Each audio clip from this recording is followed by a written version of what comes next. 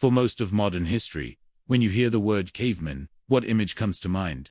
Chances are, it's a hunched-over, hairy figure clutching a crude stone club, grunting nonsense, and stumbling around in animal skins. Pop culture, from cartoons like the Flintstones to slapstick comedy sketches, has painted our prehistoric ancestors as clumsy brutes who barely scraped by. But here's the problem. That image is almost entirely wrong. The term caveman itself is misleading. Early humans didn't all live in caves. Sure, they sometimes used caves as shelter, but more often they roamed plains, forests, and coastlines. Some built temporary huts. Others even constructed surprisingly complex shelters out of mammoth bones and animal hides. So why did this stereotype take hold? The answer lies in the early days of archaeology and anthropology. When the first fossils of Neanderthals were uncovered in the 19th century, Victorian scientists interpreted them through the lens of their own time, and often their own prejudices. They saw thick brow ridges and stocky builds, and they assumed these people were unintelligent, primitive, even animal-like. Add to that the sensationalized newspaper drawings of ape men dragging women by the hair, and suddenly an image was cemented in the public mind. Cavemen as dim-witted savages. But science has advanced, and with every excavation, every bone, and every artifact, we've been forced to confront a new reality. These so-called cavemen were capable of abstract thought. They used complex tools, planned coordinated hunts, and even expressed themselves through art. So the real question isn't, were cavemen stupid? It's why did we underestimate them for so long? And maybe it's because the truth unsettles us. If cavemen were more intelligent than we thought, then the line separating us from them becomes much thinner. It challenges our ego, our sense of superiority, because perhaps they weren't as far behind us as we'd like to believe. This documentary is going to peel back that stereotype layer by layer. We'll explore the evidence, from tools to language, from fire to art, that proves cavemen weren't primitive at all. They were innovators, survivors, and thinkers who laid the groundwork for human civilization itself. So let's begin by dismantling that old, dusty Hollywood image, and looking at cavemen as they truly were. Not clumsy brutes, but remarkable humans, far more intelligent than we ever imagined. If you were dropped into the Ice Age with nothing but your bare hands, how long would you last? A day, maybe two. Without tools, survival would be nearly impossible. Now imagine early humans, Neanderthals, Denisovans, and even our direct ancestors, facing saber-toothed cats, woolly mammoths, and brutal winters. They didn't just survive, they thrived. How? Through ingenuity. Stone tools are some of the earliest evidence we have of human intelligence.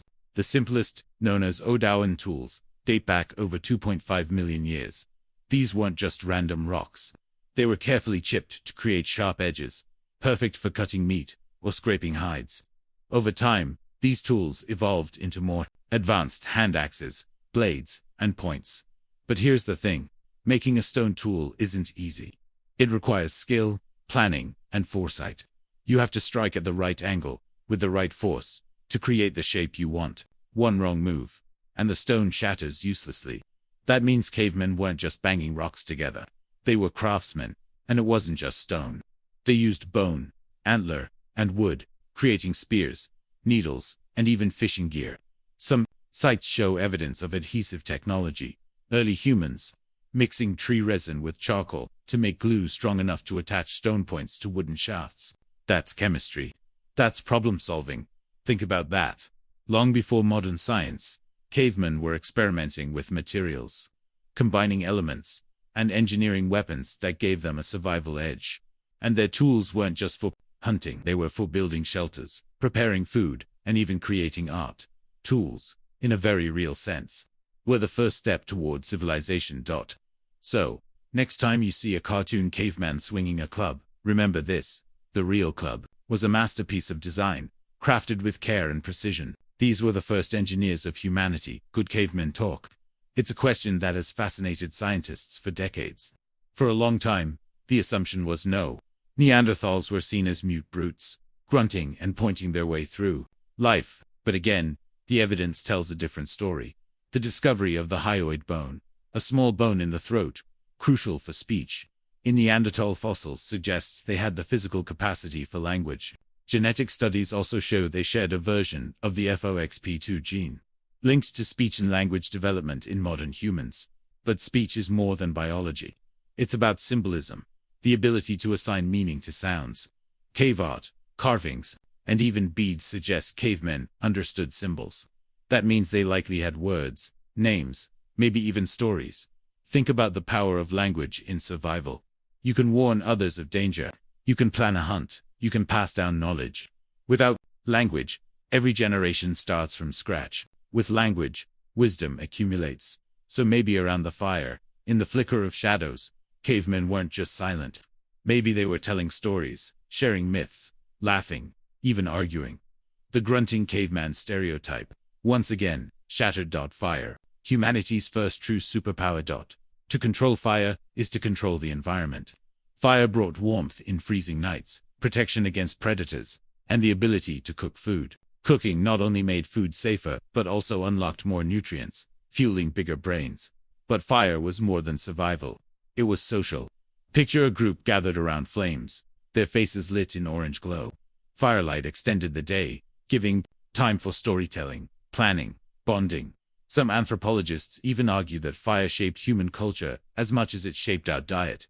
Evidence shows Neanderthals could start fires themselves, not just capture them from lightning strikes. They used pyrite and flint, striking sparks into tinder. That's early science. The harnessing of energy. And fire led to more innovation.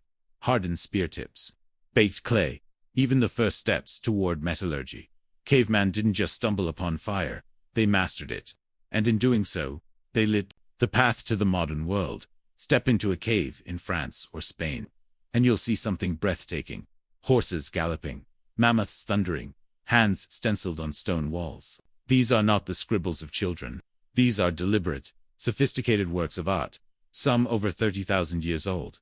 Why did they paint? Art isn't about survival in the immediate sense. You don't eat a painting. You don't shelter under it. But art reveals something deeper. Imagination, symbolism, identity. Cavemen weren't just surviving. They were expressing. They were recording visions, telling stories, maybe even practicing spiritual rituals.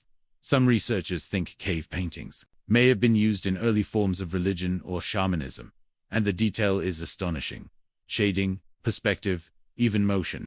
This wasn't random. It was talent. It was creativity. Art shows us that cavemen weren't animals. They were humans with dreams, emotions, and the need to leave a mark on the world. Imagine waking up in the Ice Age. There's no house, no grocery store, no locked door to keep you safe. The wind howls outside your shelter, and predators roam just beyond the shadows. Alone, you wouldn't stand a chance. But you're not alone. Around you, a small group, maybe a dozen men, women, and children, are stirring awake. Together, you are a community. This is where the intelligence of cavemen shines most brightly, not in solitary survival, but in collective living. Early human groups weren't just random gatherings. They were bound by trust, cooperation, and shared responsibility.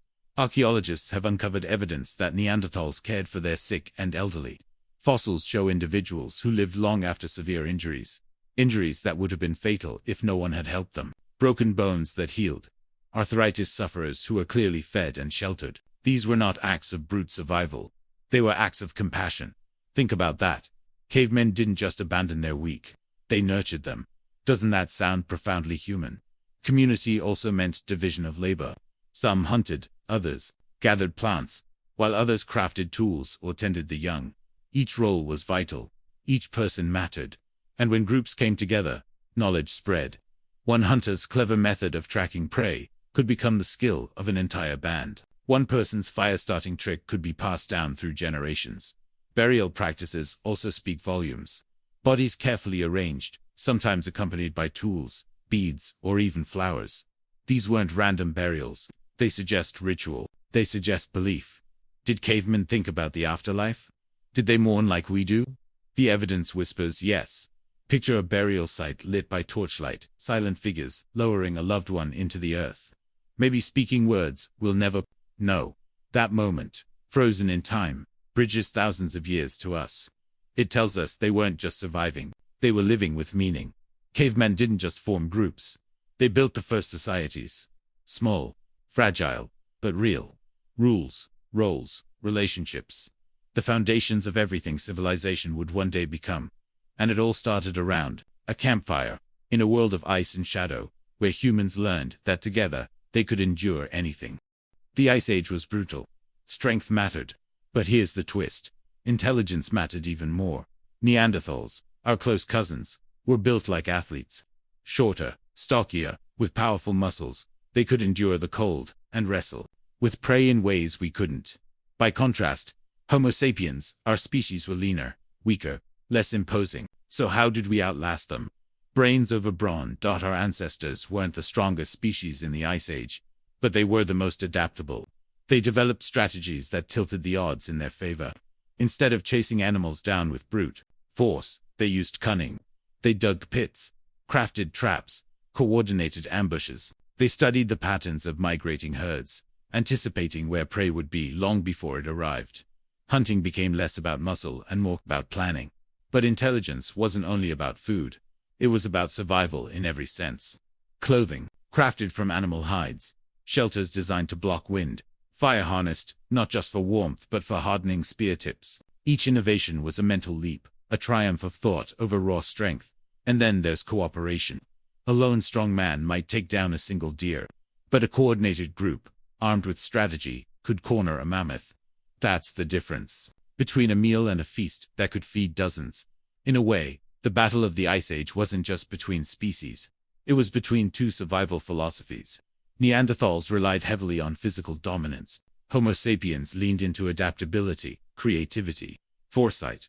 And when climate shifted, when resources dwindled, guess which philosophy endured? It wasn't always the strongest who survived. It was the cleverest, the most flexible. The ones who saw not just what was in front of them, but what might come tomorrow. That lesson still echoes today. Intelligence has always been humanity's greatest weapon, and it all began with cavemen, who dared to think differently. Nature in the Ice Age was breathtaking and merciless. Towering glaciers carved the land. Storms swept across open plains. Rivers surged with dangerous currents. Predators lurked in every shadow. For cavemen, every sunrise was both a gift and a test. But here's where their brilliance shows. They didn't try to conquer nature. They learned to work with it.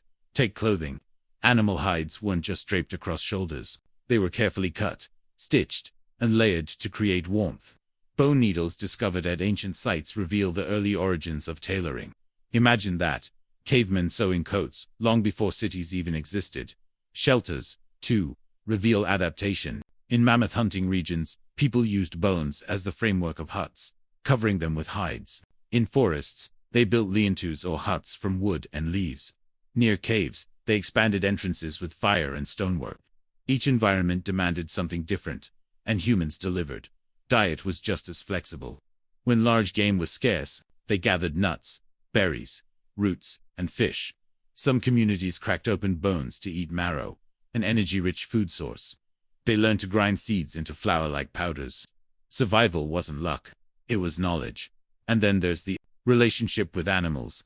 Yes, some were prey, but evidence suggests early humans may have begun taming wolves, the first steps toward domestication. Imagine the intelligence it takes to see an enemy predator and recognize a potential ally. But nature also tested them with disasters. Sudden freezes, droughts, eruptions. Each crisis forced innovation. Some groups perished, others adapted. The ones who did survive carried forward lessons that shaped human resilience forever. Nature was never just a backdrop for cavemen. It was a teacher, an opponent, and sometimes a partner. By learning its rhythms, they didn't just survive the Ice Age, they thrived in it. Here's a twist. Cavemen weren't alone. For thousands of years, multiple human species shared the earth. Neanderthals in Europe and Asia, Denisovans in the East, the small-statured Homo floresiensis, nicknamed hobbits, in Indonesia, and, of course, our own ancestors, Homo sapiens. So what happened when they met? The story isn't simple. Sometimes it was conflict. Imagine two groups encountering each other on a hunting ground, both hungry, both desperate. The result could be violence, skirmishes, even massacres. But other times, it was intimacy. DNA evidence reveals that modern humans carry traces of Neanderthal and Denisovan ancestry. That means interbreeding happened. These weren't just strangers, sometimes they became family. What did they share? Tools, fire, maybe even stories. Did a Neanderthal teach a Homo sapiens how to track a deer? Did a sapiens teach a Denisovan child a new word? We'll never know the details, but the genetics prove that ideas flowed as much as bloodlines did. And then, gradually, the others disappeared.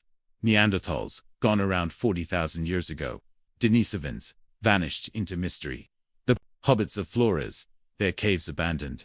Only one lineage remained, us. But their disappearance doesn't erase them. They live on in our DNA, in our bones, in the very shape of our faces. When you look in the mirror, a tiny part of you may be Neanderthal. Another part, Denisovan, encounters with the unknown shaped who we are. Humanity's story isn't a straight line. It's a web, tangled and complex. And those lost cousins aren't forgotten. They're part of us still. So, after all this, what do we make of the caveman? The stereotype of the grunting brute has crumbled under the weight of evidence. Instead, we see people who were resourceful, compassionate, and imaginative. They weren't just surviving in the shadows of the Ice Age. They were building the foundation of everything that came after. They cared for one another. They crafted tools with precision. They tamed fire, stitched clothes, painted visions of their world on cave walls. They dreamed. They adapted. They thought. And perhaps the most humbling realization, they weren't so different from us. Their intelligence wasn't primitive. It was the beginning of ours. The fire they lit still burns in us. The art they left behind still inspires awe.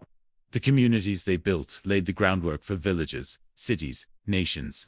Every step we take into the modern world rests on their ancient footprints. So, were cavemen smarter than we thought? Absolutely. In fact, the real question might be, are we smart enough to recognize that the genius of humanity didn't start with us, it started with them? And maybe, just maybe, the greatest respect we can give them is to finally retire the word caveman. They were not creatures. They were people. Humans. Our ancestors. Our kin. Smarter than we knew. And still speaking to us, across the silence of millennia.